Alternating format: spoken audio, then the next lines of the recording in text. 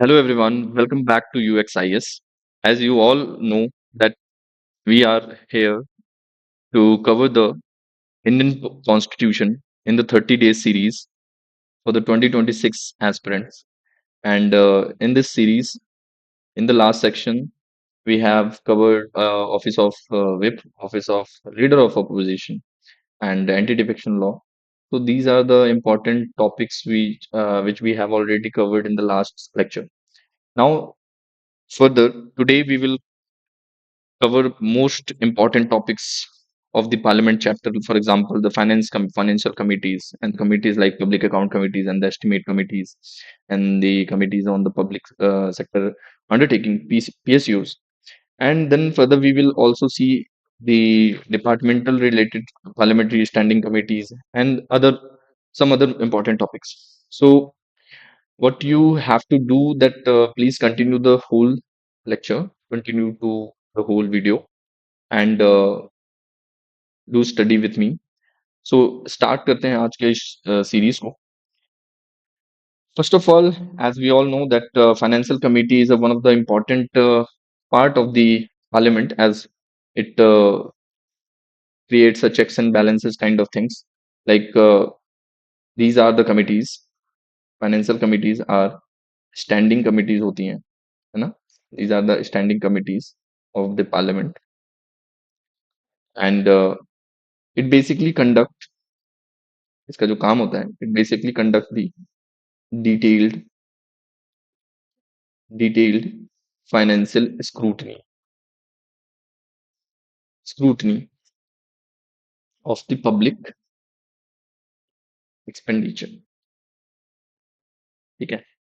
So financial committee is basically a standing committee of the parliament, and its importance is about it conduct the detailed financial scrutiny of the public expenditure, and it is an instrumental in extracting the executive accountability. तो सबसे important बात याद रखना है कि ये जो है ये अकाउंटेबिलिटी मेंटेन करने के लिए बहुत इंपॉर्टेंट हो जाती है. ठीक है. अकाउंटेबिलिटी अकाउंटेबिलिटी मेंटेन करने के लिए बहुत इंपॉर्टेंट हो जाती है. इसमें एक कुछ इंपॉर्टेंट बातों को आपको ध्यान में रखना होगा. जो ये कमेटी है, it works on continuous basis. एक जैसे पार्लियामेंट के सेशन का एडजर्नमेंट हो जाता है, इसका एडजर्नमेंट नहीं होता है, कंटिन्यूअसली काम करती है. And it also work work away from public और मीडिया. ठीक है. पब्लिक और मीडिया की लाइमलाइट से दूर ये अपना काम करती है ये committee, and hence this committee is more फोकसली work for the scrutiny rather than politicisation of the issue. जैसे कि बहुत सारे मुद्दे पॉलिटिसाइज कर दिए जाते हैं पार्लियामेंट में, बट फाइनेंशियल कमिटीज जो होती हैं, ये कमिटीज जो होती हैं, ये बेसिकली काम करती हैं. इनका फोकस जो होता है ये काम पे होता है, स्क्रूटनी पे होता है, एक्चुअल स्क्रूटनी जिसे कहते हैं, rather than politicisation of the any kind of issue. ठीक है. तीसरा हमें याद रखना है कि जो इसके मेंबर्स होते हैं, है ना, इसके जो मेंबर्स होते हैं, they come from come from proportional representation. Proportional representation election के थ्रू इसको चूज किया जाता है ताकि इंश्योर करा जा सके participation of the ruling party as well as the opposition party. सबको समान इसमें रिप्रेजेंटेशन मिल सके, इसलिए ये फॉर्मूला अपनाया गया है. ठीक है. और एक इंपॉर्टेंट बात हमें ये याद रखना है कि जो मिनिस्टर होता है, they are devoid of the membership. यानी कि मिनिस्टर इसके मेंबर नहीं बन सकता है, चाहे वो फिर पीएसी हो या ईसी हो या सीओपीयू हो. ठीक है. हमें ये याद रखना है कि स्कोप हमें प्रोवाइड करना है फ्री और फेयर फाइनेंशियल असेसमेंट का, और इसीलिए किसी भी मिनिस्टर को इसका मेंबर बनने का अधिकार नहीं है. आई होप आपको समझ में आ गया हो. अब बात करते हैं पब्लिक अकाउंट कमेटी. इसी में पहला इंपॉर्टेंट टॉपिक आ जाता है. पब्लिक अकाउंट कमेटी क्या होती है? पहले तो आप ये समझ लो कि पब्लिक अकाउंट कमेटी, एक सेकेंड, पब्लिक अकाउंट कमेटी जो होती है इसमें 22 मेंबर्स होते हैं, जिसमें से 7 राज्यसभा से आते हैं और 15 लोकसभा से आते हैं. ठीक है. 22 मेंबर्स होंगे पब्लिक अकाउंट कमेटी में, 7 राज्यसभा से आएंगे, 15 लोकसभा से आएंगे। स्टार्टिंग में ये याद रखना कि जब ये स्टार्ट किया गया था 1921 में, ठीक है, अंडर मैनफोर्ड रिफॉर्म, रिफॉर्म 1919, ठीक है। इसमें से इसका गठन किया गया था पहली बार, और ये सबसे पुरानी कमेटियों में से एक है, मतलब कि सबसे पुरानी कमेटी मानी जाती है पब्लिक अकाउंट कमेटी। और जब ये स्टार्ट हुआ था तो उस समय राज्यसभा के मेंबर नहीं हुआ करते थे, बट जो राज्यसभा के मेंबर्स को इसमें इंक्लूड करना जो स्टार्ट हुआ है वो स्टार्ट हुआ था 1954 से, अराउंड 1954-55 में इसमें राज्यसभा के मेंबर्स को भी इंक्लूड करना स्टार्ट कर दिया गया था। एक बात यहाँ पे ये इंपॉर्टेंट हमें याद रखना है दैट जो ये पब्लिक अकाउंट कमेटी होती है, इसको twin sister of estimate committee भी बोला जाता है, एस्टीमेट कमेटी, ठीक है। इसके टेन्योर की बात करते हैं आप। टेन्योर की बात करें तो टेन्योर इसका 1 साल होता है, 1 साल में ये चेंज होती है। और ऑफ कोर्स मिनिस्टर, अभी मैंने बताया कि minister can not be a member of this committee. And इसका जो बेसिकली काम जो होता है इस पब्लिक अकाउंट कमेटी का, that it examines miss appropriation miss appropriation of the funds, है ना, and public expenditure and annual audit report जो कि दी जाती है सीएजी के द्वारा, उन सबको ये एग्जामिन करती है रिपोर्ट। इसीलिए सीएजी को इसका फ्रेंड फिलोसोफर गाइड कहा जाता है। यानी कि कंट्रोलर एंड ऑडिटर जनरल की जो रिपोर्ट होती है वो एक तरीके से पब्लिक अकाउंट कमेटी की फ्रेंड फिलोसोफर और गाइड की तरह काम करती है, बिकॉज उसी की रिपोर्ट को ये स्टडी करके फ्लॉज निकालता है। अगर कोई घोटाले हुए हैं तो फिर उसी में से उजागर होते हैं, क्योंकि यहीं पे डिटेल्ड स्टडी की जाती है। तो अभी हमने समझा पब्लिक अकाउंट कमेटी। अब हम बात करेंगे एस्टीमेट कमेटी की। अब हम बात करेंगे एस्टीमेट कमेटी की। व्हाट इज एस्टीमेट कमेटी, ठीक है। एस्टीमेट कमेटी की अगर बात करें तो इसमें 30 मेंबर्स होते हैं, ठीक है, 30 मेंबर्स होंगे इसमें। और सारे ही लोकसभा से होंगे। जैसे कि अभी मैंने बताया कि पब्लिक अकाउंट कमेटी में 22 मेंबर्स होते हैं, 22 मेंबर्स में 7 राज्यसभा से होंगे, 15 लोकसभा से होंगे। लेकिन एस्टीमेट कमेटी में सारे ही लोकसभा से होंगे, यानी कि राज्यसभा का रोल एस्टीमेट कमेटी में नहीं है। इतना हमें याद रखना है, ये जो 30 वाला नंबर है ना, ये ओरिजिनली जो था, ये ओरिजिनली 30 नहीं था, ये ओरिजिनली था 25। पहले 25 मेंबर्स ही हुआ करते थे, लेकिन 1956 में इसको बढ़ा करके ही कर दिया गया, ठीक है। तो 1956 onward it is called it is its number increase from 25 to 30, तो 30 मेंबर्स अब इसमें इंक्लूड किए जाते हैं, ठीक है।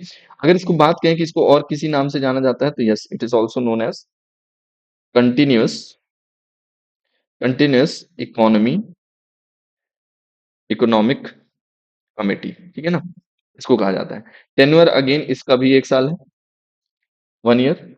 मिनिस्टर इसमें भी पार्टिसिपेट नहीं कर सकता, मिनिस्टर इसमें मेंबर नहीं हो सकता। और इसके काम की बात करें कि ये काम क्या करता है, तो it examines the estimate in budget. Budget में एस्टीमेट क्या होगा उसको मतलब एग्जामिन करता है, सजेस्ट करता है, सजेस्ट एडमिनिस्ट्रेटिव रिफॉर्म्स, ठीक है। तो ये सारी चीजें इसके काम में काउंट की जाती हैं। एस्टीमेट कमेटी जो होती है, it can not examine policy as approved by the parliament, ये याद रखना। But it can examine working of the policy. फिर से समझो, जो एस्टीमेट कमेटी होती है ये policy approved by the parliament को जो है उसे एग्जामिन नहीं कर सकती, बट जो वर्किंग ऑफ द पॉलिसी है उसको एग्जामिन कर सकती है। दोनों में अंतर होता है, ठीक है। नाउ नेक्स्ट हमारे बीच आता है एक इंपॉर्टेंट टॉपिक, नेक्स्ट कमेटी जो है इंपॉर्टेंट है, that is called the COPU, that is committee on public sector undertaking, ठीक है। इसकी बात करें तो इसमें अगेन 22 मेंबर्स होते हैं, 7 फ्रॉम राज्यसभा 15 फ्रॉम लोकसभा, ठीक है, याद रहेगा। ओरिजिनली इसमें जो है थे 15 होते थे, लेकिन 1974 से इसमें 22 मेंबर्स को इंक्लूड कर लिया गया। यानी कि 1974 से पहले इसमें सिर्फ 15 मेंबर्स हुआ करते थे। टेन्योर अगेन इसका फिर 1 साल है इसका भी, ठीक है, 1 ईयर। चेयरमैन की बात करें तो it is chaired by appointed by the speaker, speaker of Lok Sabha only, ठीक है, ये याद रखना।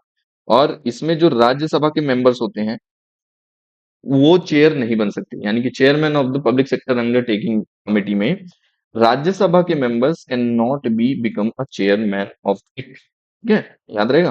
अब इसके एग्जामिन क्या करता है, ये क्या काम करता है इसका, किस लिए ये बनाई जाती है वो समझते हैं। तो it examine basically the reports and accounts and affairs of public undertaking, यानी कि जितनी भी पब्लिक अंडरटेकिंग्स चल रही हैं गवर्नमेंट की, पीएसयू, उनकी जो है ये उनके रिपोर्ट्स, उनके अकाउंट्स अफेयर को डील करता है, उससे रिलेटेड फैक्ट्स एंड फिगर्स को स्टडी करके उसमें से डिटेल रिपोर्ट पेश करता है। नाउ जो पब्लिक सेक्टर अंडरटेकिंग की ये जो कमेटी होती है, ये रिड्यूस कर देती है element of the discretion in the public sector undertaking, like इसमें checks and balances of course बन के निकलता है। इसलिए ये इंपॉर्टेंट फैक्टर की तरह काम करता है कि क्यों इसमें ये हमारे लिए जरूरी हो जाता है to study this committee in short form, ठीक है ना। तो ये सारी चीजें हो गई। अब एक इम्पोर्टेंट फैक्टर यहाँ पे निकल करके आता है कि अब जब ये सारी चीजें हो रही हैं तो कुछ ना कुछ इश्यूज जो होंगे, चैलेंजेस होंगे, इन कमिटीज में भी होंगे। तो उस इश्यूज और चैलेंजेस की अगर बात करें तो इश्यूज की बात करते हैं। What are the issues associated with these committees. So basically अगर हम बात करें तो ये पोस्टमार्टम की तरह होता है।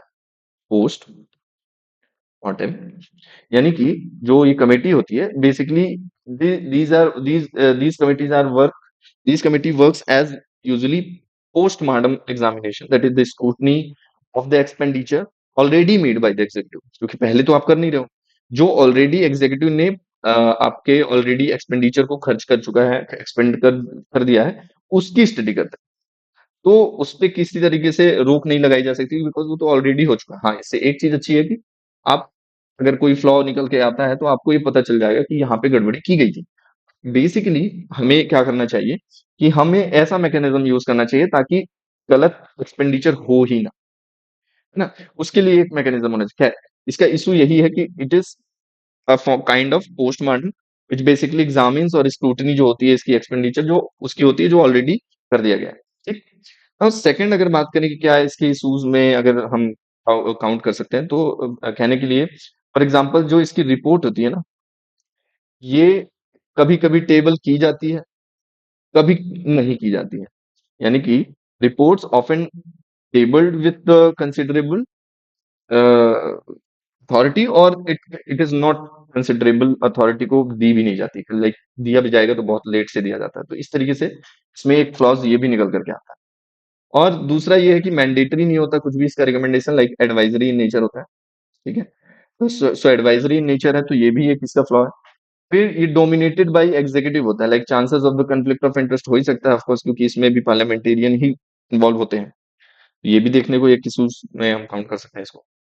लैक ऑफ एक्सपर्टाइज और मैन पावर, तो ये आम बात हो गई, क्योंकि एक्सपर्टाइज जरूरी नहीं है कि आप मेंबर ऑफ पार्लियामेंट तो आपको एक्सपर्टाइज इसमें हो।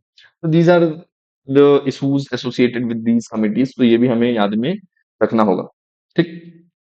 अब बात करते हैं स्टेप्स क्या ले सकते हैं। ऑफकोर्स इशूज हैं तो स्टेप्स ले सकते हैं to improve the efficacy of the financial committees. तो उसमें अगर आपको लिखना है तो आप लिख सकते हैं, जैसे फॉर एग्जांपल जो इनको प्रोवाइड करना चाहिए, these committees should be provided by the educate secretarial staff, ठीक है, and expert guidance expert guidance on technical matters, ठीक है। टेक्निकल मैटर्स में आपको एक्सपर्ट गाइडेंस देना चाहिए। दूसरा जो ये रिपोर्ट है इसको, जो ये अभी कंपलसरी नहीं है मतलब एडवाइजरी है, इसको मैंडेटरी कर देना चाहिए, है ना। तो मैंडेटरी रिपोर्ट कर देना चाहिए, जो कि इसमें सजेशंस दिए जाएं। और मैंडेटरी ये भी हो जाना चाहिए कि टेबल करना चाहिए आपको बिफोर द पार्लियामेंट। और इसका जो ड्यूरेशन है उसको इंक्रीज कर देना चाहिए, लाइक 1 ईयर से थोड़ा ज्यादा कर देना चाहिए। नाउ एक और इम्पोर्टेंट फैक्टर हम यही लिख सकते हैं that it should be scheduled, the sorry, the schedule of the committee must be fixed to ensure the devoted time, like इतने टाइम पे आपको ये करना ही होगा। सो ये सारी चीजें, हम ये सारे स्टेप इसमें ले सकते हैं। ठीक है, तो हमने अभी ये जाना कि ये जो फाइनेंशियल कमिटीज होती हैं, इनके इनके इनके क्या इंपॉर्टेंस है, कौन कौन सी कमिटीज हैं, और क्या क्या इश्यूज एसोसिएटेड विथ इट है, और already we can what we can take steps to correct it. ये सारी चीजें। नाउ इम्पोर्टेंट मुद्दा यहाँ से निकल करके आता है कि आपने सुना होगा कि कई प्रकार के बिल्स होते हैं। एक एक नेक्स्ट टॉपिक जो हमारा है, कि आपने सुना होगा कि बिल्स होते हैं। बिल में गवर्नमेंट बिल आपने सुना होगा, प्राइवेट बिल होगा, ordinary bill, constitutional amendment bill, है ना, मनी बिल, फाइनेंशियल बिल। तो ये क्या क्या चीजें होती हैं, उनको समझते हैं थोड़ा सा। देखो, सबसे पहले आपको समझना होगा कि दो टाइप के बिल होते हैं, लाइक गवर्नमेंट बिल, ठीक है, और प्राइवेट बिल। प्राइवेट बिल मतलब कि देखो, पहले गवर्नमेंट बिल वो समझो जो गवर्नमेंट लेकर के आती है ना, गवर्नमेंट के मिनिस्टर्स लेकर के आएंगे। और प्राइवेट बिल वो होता है कि जो मेंबर ऑफ पार्लियामेंट या फिर कोई भी एमएलए, चाहे वो फिर रूलिंग पार्टी का हो या फिर अपोजिशन का हो, वो अपनी पर्सनल कैपेसिटी में अगर कोई बिल पेश करता है, that will called the private. ठीक है। एंड मनी बिल जो होता है वो इंपॉर्टेंट होता है हमें जानने के लिए। तो मनी बिल को आपको समझना होगा कि मनी बिल आर्टिकल नंबर 110 में clause 1 sub clause A to F तक दिया हुआ है। ठीक है। इसमें ये होता है कि मनी बिल को पहले तो प्री रिक्वायर्ड होता है टू असेंट द प्रेसिडेंट, है ना। असेंट मतलब प्रेसिडेंट की असेंट जरूरी होती है, पहले ही प्री रिक्वायर्ड होती है ना। फिर इसमें राज्यसभा, अच्छा एक चीज याद रखना कि जो मनी बिल है इसमें राज्यसभा का रोल नहीं होता है। कैसे रोल नहीं होता है कि लाइक 14 दिन के लिए, 14 डेज के लिए आपको राज्यसभा में इसको डिस्कशन के लिए रखा जाता है। बट अगर राज्यसभा कुछ उसमें अपना रिकमेंडेशन ना दे तो भी उसको पास मान लिया जाएगा। अगर उसमें कुछ चेंजेस के लिए कहे और ये अगर लोकसभा मानना चाहे तो मान सकती है, अदरवाइज नहीं भी मानेगी तो भी उसको वो पास मान लिया जाएगा। तो इस तरीके से राज्यसभा का इसमें रोल नहीं होता है। मनी बिल जो है ये सिर्फ लोकसभा में इंट्रोड्यूस किया जा सकता है, और उससे जो है प्रेसिडेंट अंडर आर्टिकल 111 यानी कि वीटो पावर के तहत रिटर्न नहीं कर सकते, ये याद रखें। आर्टिकल नंबर 1110 क्लॉज 2 कहता है कि कोई भी बिल यानी कि जो मनी बिल है, only for the fines and penalties and demands and fees taxable tax by the local authorities, ये सारी चीजें जो होंगी, it should not be count in the money bill, है ना। like not a money bill if only for the fines and penalties, demands, fees, tax by the local authorities it will consider। now article number 110 clause 3 कहता है that the speaker will decide, जो कि मैंने कल ही बताया था कि speaker will decide that bill is money bill और नॉट। ठीक है, याद रहेगा। नेक्स्ट में बात कर लेते हैं कि फाइनेंशियल बिल क्या होता है। देखो, आपने सुना होगा फाइनेंशियल बिल के बारे में। फाइनेंशियल बिल का जो आर्टिकल है वो है आर्टिकल 117, और इसमें दो टाइप के फाइनेंशियल बिल होते हैं। ठीक है। टाइप 1 जो कि आर्टिकल 117 क्लॉज 1 एंड 2 में दिया हुआ है। इसमें कहा गया है कि जो आर्टिकल 110 ए से लेकर के एफ तक जो दिया गया है, और अदर प्रोविजन में भी ये सारी चीजें, और जो कि सिर्फ इंट्रोड्यूस्ड होंगी लोकसभा में, जिसके लिए pre assent of the president is needed, that will count in the type 1 of the financial bill. ठीक है। और जो टाइप 2 होता है, लाइक टाइप तो आपने ये समझ लिया टाइप 1 क्या होता है। लाइक जो सेकंड होता है फॉर पासिंग, जो सेकंड इसमें हम कहेंगे लाइक फॉर पासिंग इट, यानी कि टाइप 1 को जो पास करने के लिए क्या क्या जरूरी होता है।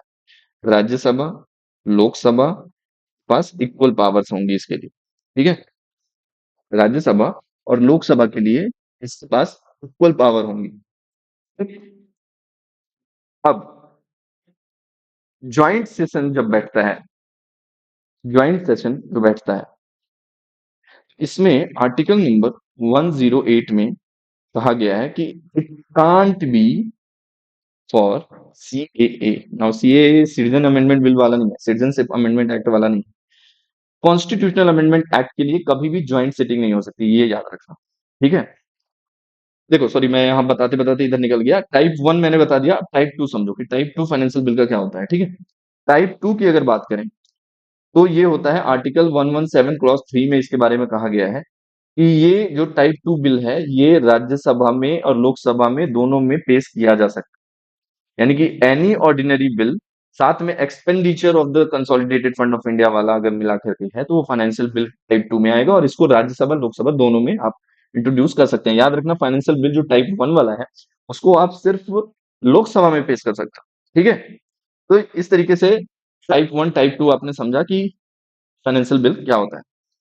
अब एक इंपॉर्टेंट बात ये हमें समझनी होगी कि बजट सेशन में क्या प्रक्रिया अपनाई जाती है। जैसे कि हम सब जानते हैं आर्टिकल नंबर 112 में दिया गया है कि एनुअल फाइनेंशियल स्टेटमेंट को हर साल गवर्नमेंट इसको इंट्रोड्यूस करेगी। ये भी याद रखना कि बजट शब्द, ये जो बजट वर्ड है ना, इसका कहीं पे भी इस टर्म को यूज नहीं किया गया है हमारे कॉन्स्टिट्यूशन, बल्कि इसकी जगह एनुअल फाइनेंशियल स्टेटमेंट को यूज किया गया है आर्टिकल 112 में। तो इसमें कहा गया कि 112 क्लॉज 1 में कहा गया कि जो प्रेसिडेंट होंगे, president will ask to finance minister in parliament about annual financial statement. 112 में 112 क्लॉज 2 में कहा गया है कि सेपरेटली आपको दिखाना होगा दो चीजें। क्या? कि आपने क्या क्या चीजें चार्ज डाउन करेंगे सीएफआई में, यानी कंसोलिडेटेड फंड ऑफ इंडिया में, और क्या चीजें अदर होंगी सीएफआई में, ठीक है।